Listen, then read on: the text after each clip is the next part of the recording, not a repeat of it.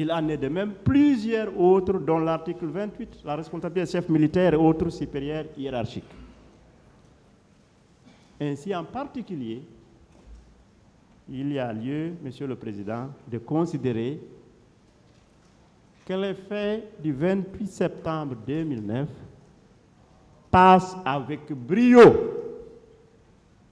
les tests nécessaires pour son application interne. Non seulement régulièrement ratifiée et publiée, deuxièmement, les dispositions invoquées sont claires, simples, limpides et non équivoques.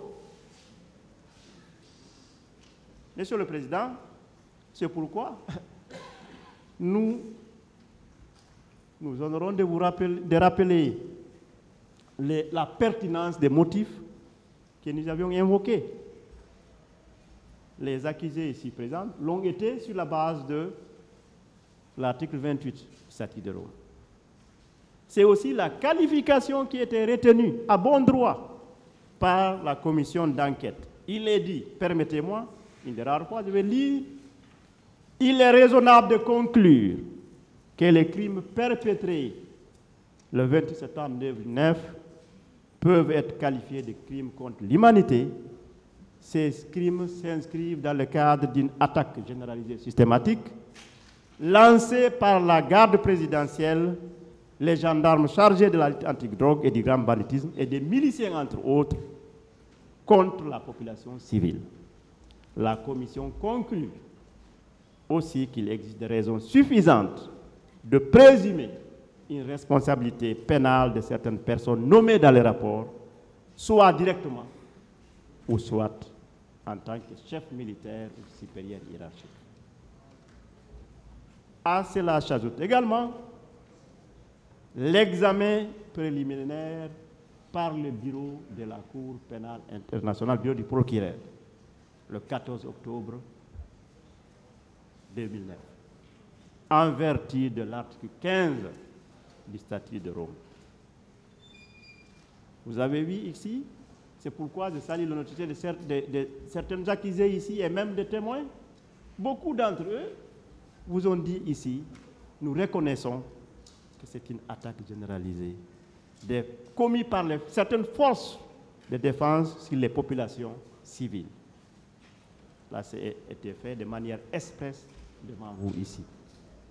C'est en cela qu'il faut saluer le fait que ce tribunal, c'est un tribunal guinéen, soit en train de juger des accusés guinéens sur des faits commis sur des Guinéens.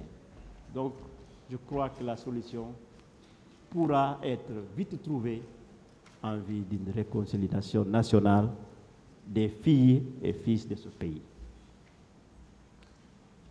Monsieur le Président, un dernier point sur cet aspect, sur la pertinence de nos demandes antérieures de requalification, est le fait que pour mettre fin au regard de la Cour pénale internationale, c'est la signature par les plus hautes autorités guinéennes d'un mémorandum d'accord par lequel ils rappellent, les mémorandums rappellent que des crimes ont été commis et la Guinée, en tant qu'État responsable, a pris en charge le jugement de l'affaire.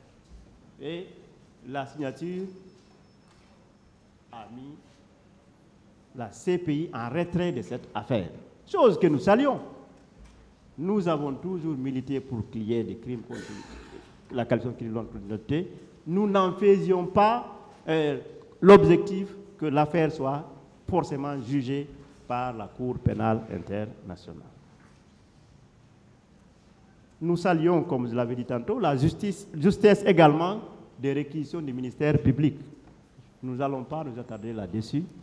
C'est un parquet, un ministère qui au départ était contre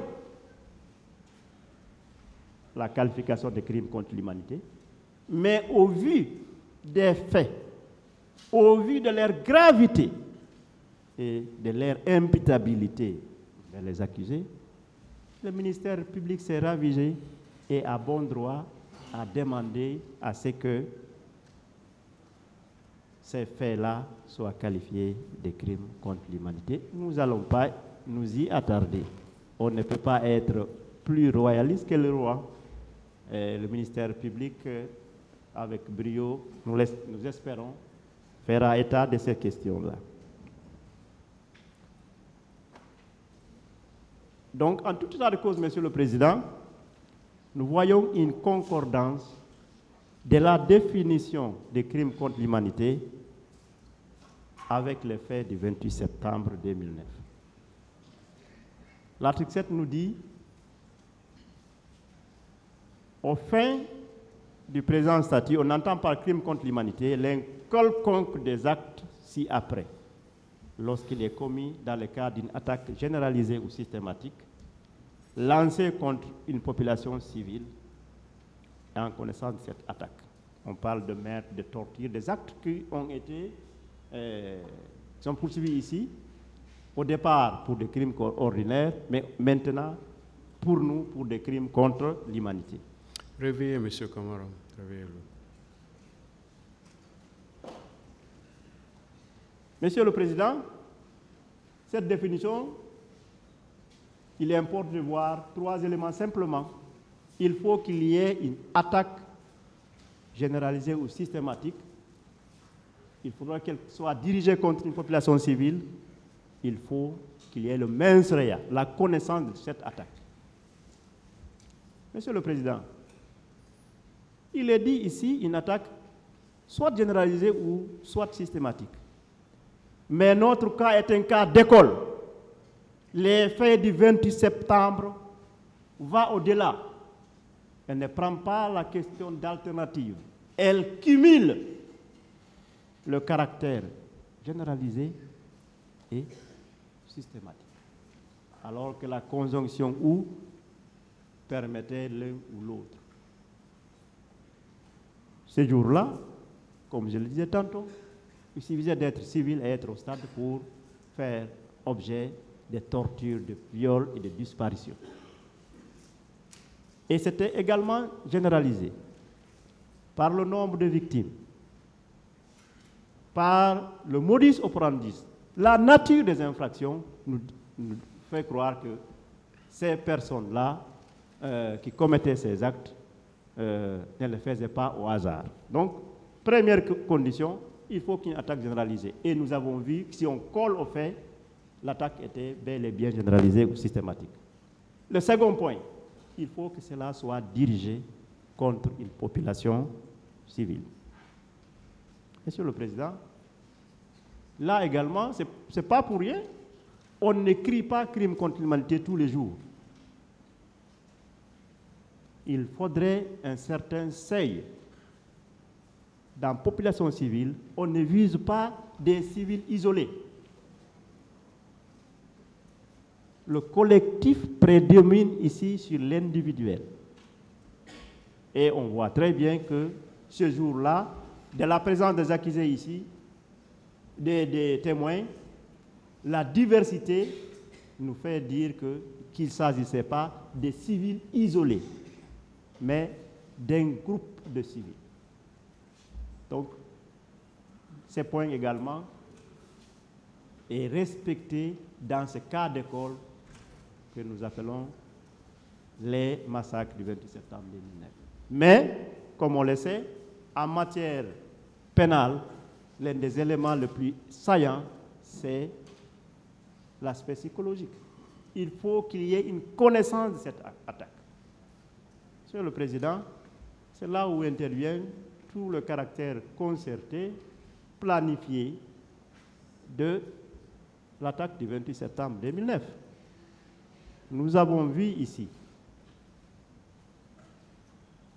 plusieurs témoins dire que ces miliciens, ces gardes, disaient, on ne vous a pas dit de venir, donc venez pour le pouvoir, donc vous allez récolter. Donc, il y avait un soutien entre les deux groupes, les différents groupes qui attaquaient les populations civiles. C'était pour but de détruire, pour but de faire mal, pour donner une leçon. Donc ce n'était pas des crimes isolés. C'était bel et bien en connaissance d'une attaque.